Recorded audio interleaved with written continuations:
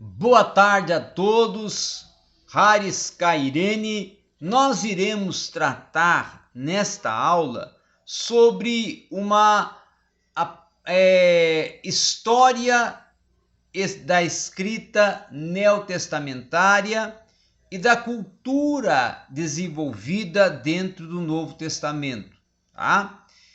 Nós sabemos que a comunidade cristã ela vai abandonar logo o hebraico como uma língua que era considerada sagrada e a língua distinta do Antigo Testamento, para desenvolver com isso uma não só condução, mas uma oficialização da língua grega, tendo em vista a proposta da helenização e do helenismo, tá? O grego clássico, ele não foi e não era tão utilizado, ele era só utilizado dentro das instituições de governo, tá? Políticas e governamentais, mas o grego popular, que era o grego koiné, era o grego utilizado pela população para não só fins comerciais, mas fins também de diálogo social, de venda, de comercial, político, sociopolítico, tá? Tendo em vista que esse era o grego popular. Já o método de escrever, que era o método utilizado dentro dessa proposta do grego koiné, a comunidade cristã ela estava então plenamente livre em relação ao texto. Cada copista ele iria se sentir autorizado a fazer aquelas adições ao texto em que ele se achava necessário para uma melhor compreensão do texto. Os discípulos, por exemplo, nós vamos ver que desenvolviam propostas de copistas que acrescentavam, inclusive, fatos relacionados a assuntos de manuscritos mais pertinente ao que estava inserido ao contexto da própria percepção e concepção de cada um desses hagiógrafos sagrados no quesito discípulos, tá? Uma outra questão também é falarmos que relacionado à proposta da cosmologia dos evangelhos, que era voltada principalmente a um contexto greco, romano e helenista, tá? De uma cultura helenista. As cartas paulinas já eram mais voltadas aos escritos para a comunidade e também havia questões relacionadas às cartas de Paulo e a fundação de uma nova comunidade que iria surgindo a partir de números de cópias que iriam sendo construídas, como os escritos e manuscritos de Chester-Bealt, tá? Do Dumblen e de também outros, Besai e outros manuscritos que iam surgindo nesse período. Os evangelhos, principalmente nos anos 180 depois de Cristo, nós vamos ter já oficialmente os 4 evangelhos reunidos juntos. Antes havia uma comunidade que tinha o evangelho de Mateus e outra aquela que tinha o evangelho de Lucas, ou que trocavam entre elas os conteúdos do evangelho de Mateus e o evangelho de Lucas. Já agora, a partir do ano 180 depois de Cristo, nós vamos ter já todo esse contexto junto.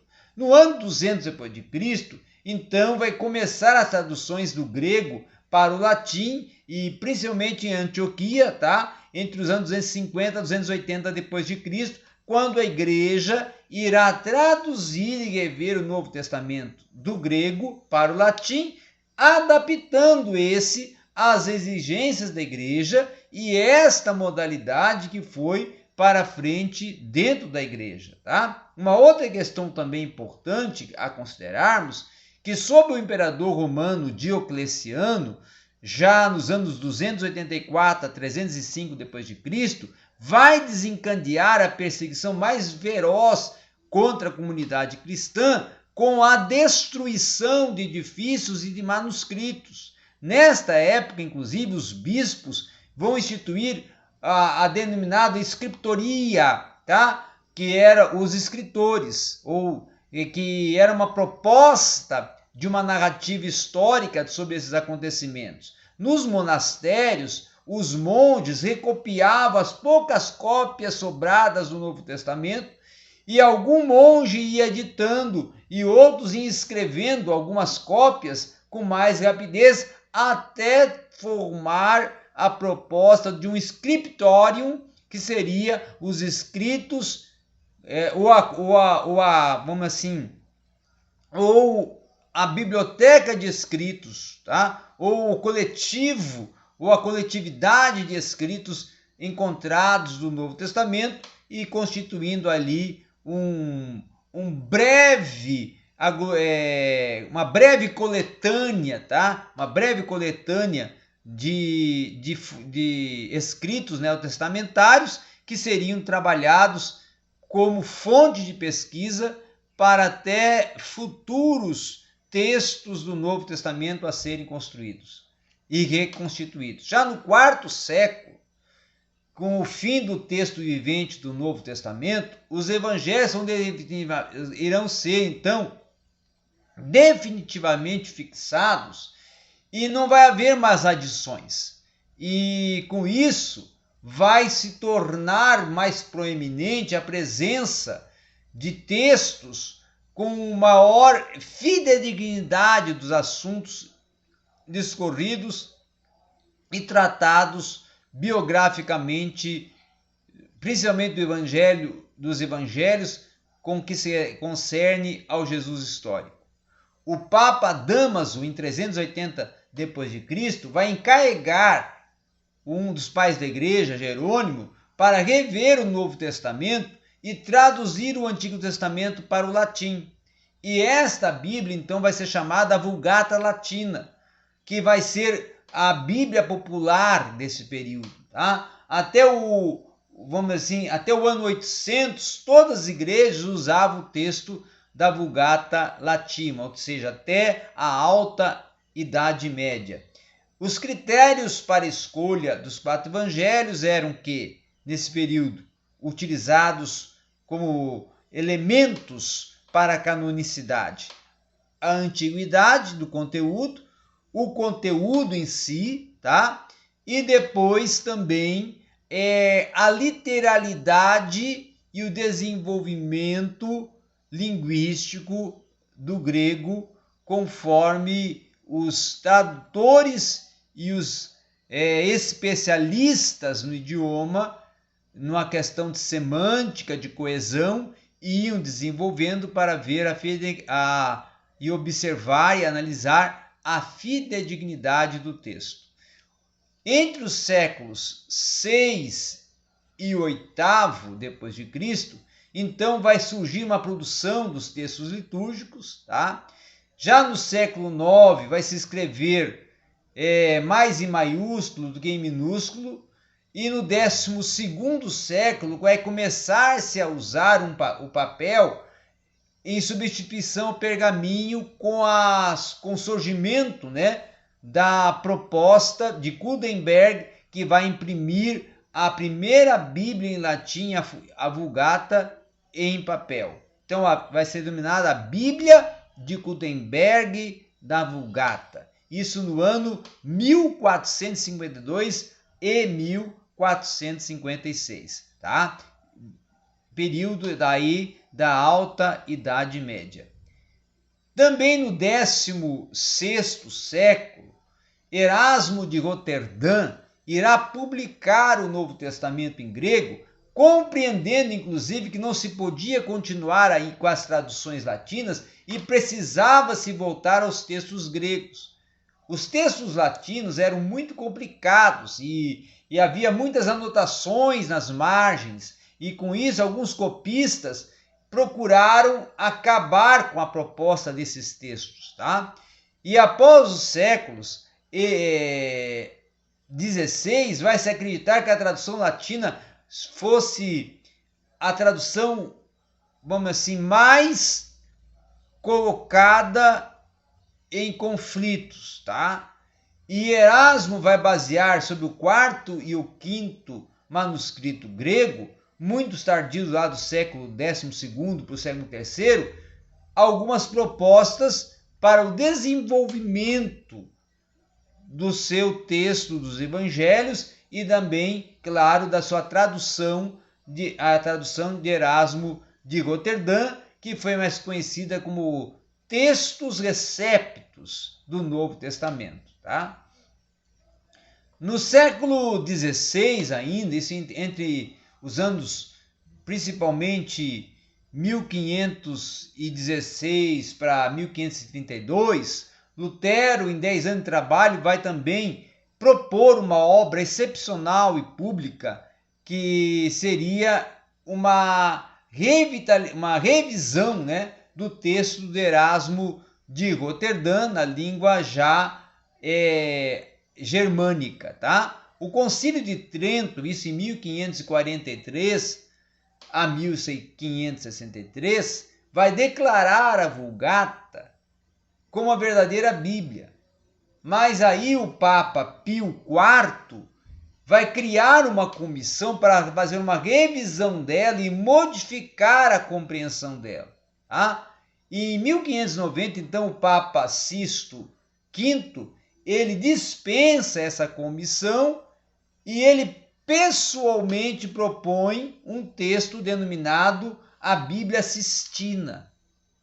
Em 1592, então, o Papa Clemente VIII vai fazer 5.000 notificações à Bíblia da versão Sistina, tornando-se a Bíblia Sisto-Clementina a Bíblia a ser oficial da Igreja. Tá? Uma outra questão também a considerarmos, que o estudo do Novo Testamento, principalmente em grego, ele vai continuar e vai ser achado dentro de alguns novos manuscritos no mundo protestante, aonde a partir disso vai nascer as primeiras sociedades bíblicas cristãs. E aí, em 1380, Karl Landmann vai propor o abandono do texto de Erasmo de Roterdã e vai voltar aos textos mais primitivos. Tá? E aí vai surgir, com a proposta de Konstantin Woltistentov, que era um russo, o texto denominado, ou tradução denominada, Codex Ephraimi Receptus, tá?